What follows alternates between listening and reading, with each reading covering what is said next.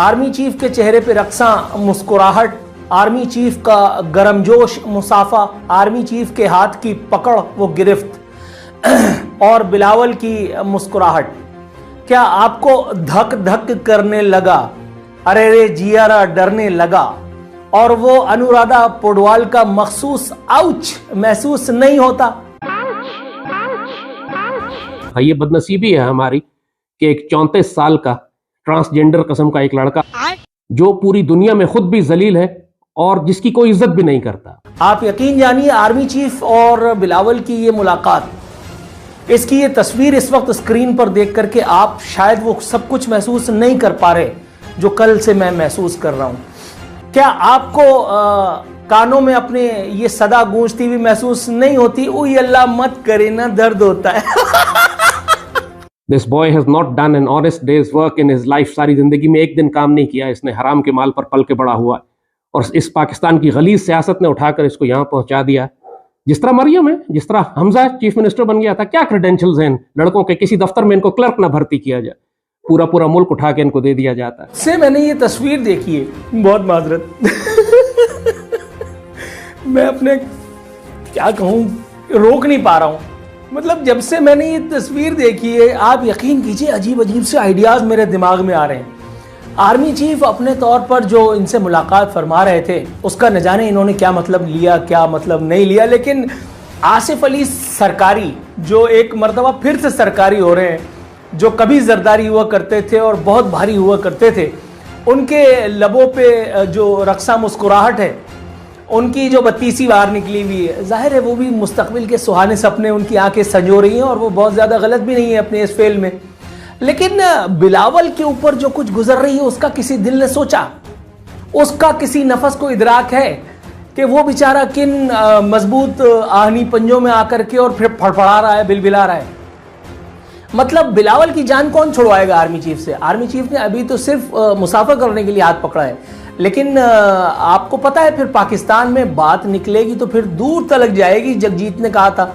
आपको अगर थोड़ी बहुत इस गवर्नमेंट की पॉलिसीज में बेहतरी नजर आती है, जहां तक फॉरेन पॉलिसी या डिफेंस पॉलिसी का ताल्लुक है, तो उसका ताल्लुक इस हुकूमत से नहीं है, आर्मी की चेंज ऑफ कमांड से। इस हुकूमत से काम करवाया जा रहा है। तो ये सब चीजें बिलावल ने तो नहीं प्लान की, ये सब चीजें शहबाज शरीफ तो प्लान नहीं कर रहा, मगर army chief does not control the entire government. पूरी सिविलियन ब्यूरोक्रेसी जो है उसको तो आर्मी चीफ कंट्रोल नहीं करता, पूरी सुप्रीम कोर्ट या हाई कोर्ट उसको आर्मी चीफ तो कंट्रोल नहीं करता। ये एक परसेप्शन है यहाँ पे कि army chief controls everything in the country. It doesn't happen like this. Bilawal की हम बात कर रहे हैं तो बिलावल की कुछ और नादिर और नायाब तस्वीर में आपके सामने लेके हाजिर हुआ हूँ। ये बिलावल की तस्वीर देखिए जरा, उफ उफ। आप इस तस्वीर पर जरा बिलावल की अबरू को ऊपर और नीचे जाते देखिए। ये मशहूर ज़माना तस्वीर, हालांकि इस एक मौके पे उसने नहीं कहा था ये जुमला, लेकिन यहाँ वो फिट होता है कि जब बारिश आता है तो फिर पानी आता है, और जब ज्यादा बारिश आता है तो फिर ज्यादा पानी जो है वो आता है। हजरत बिलावल इंटर्न वजीर खारजा तो बनी चुके, पाकिस्तान के यंगेस्ट वजीर खारजा, उनको एक मरतबा फिर जो है वो उनकी आंखों में ख्वाब संजोए गए थे कि बेटा तुम्हें मैं प्राइम मिनिस्टर बनवाऊंगा।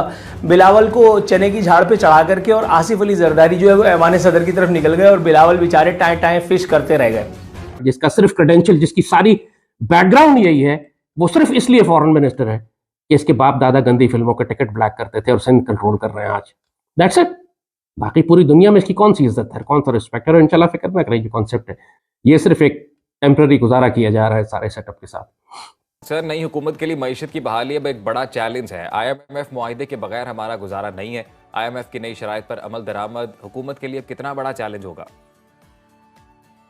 राना साहब, ये पाकिस्तान जैसे मुल्क के लिए कितना सोबरिंग मोमेंट है कि मैं ये कह रहा हूँ आपको कि पाकिस्तान को 24वें IMF प्रोग्राम में अपनी 76 साल हिस्ट्री में चले जाना चाहिए। जरा सोचिए कि एक ICU का डॉक्टर है और आपने 76 इयर्स अपनी जिंदगी के गुजारे हों। आप बिल्कुल आम फहम जबान में लोगों को समझ लेना चाहिए कि खड़े कहाँ हैं। और 76 साल एक जिंदगी में अगर मेरे वालिद हों और वो 24 दफा ICU में गए हों, तो आप कुछ तो कहेंगे ना कि यार आपके वालिद क्या डाइट नहीं ठीक लेते, एक्सरसाइज नहीं करते, क्या करते हैं वो, क्या उनकी आदत बुरी हैं, कोई तो चीज उनकी गलत होगी कि 24 दफा ICU में हुए।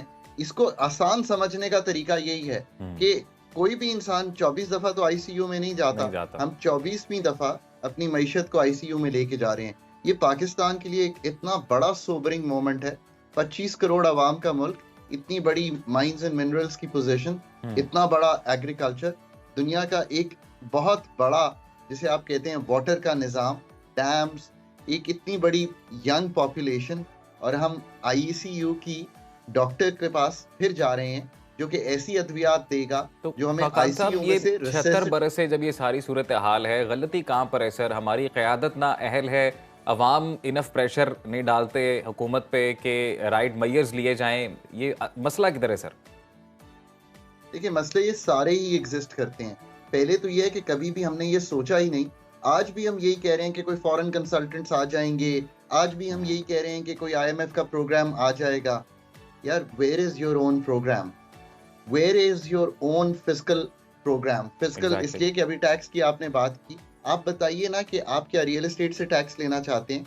आप इन्फोर्स करके अपनी टैक्स की कैपेबिलिटी बढ़ाना चाहते हैं? जहाँ पे टैक्स गैप्स हैं 50-50% के हैं। खान साहब, ये जो तमाम अशिया पर आईएमएफ की जानिब से कहा गया है कि 18% जीएसटी लागू होगी, तो इससे महंगाई में कितना इजाफा होगा? आम आवाम पर कितना बोझ पड़ेगा? जैसे आपने बड़ी ज़बरदस्त मिसाल दी आगे आईसीयू वाली, मैं ये कहना चाह रही थी कि उसकी वजह से आवाम आईसीयू में पहुंची हुई है। देखिए ना, ये तो जाना ही नहीं चाहिए इस तरफ।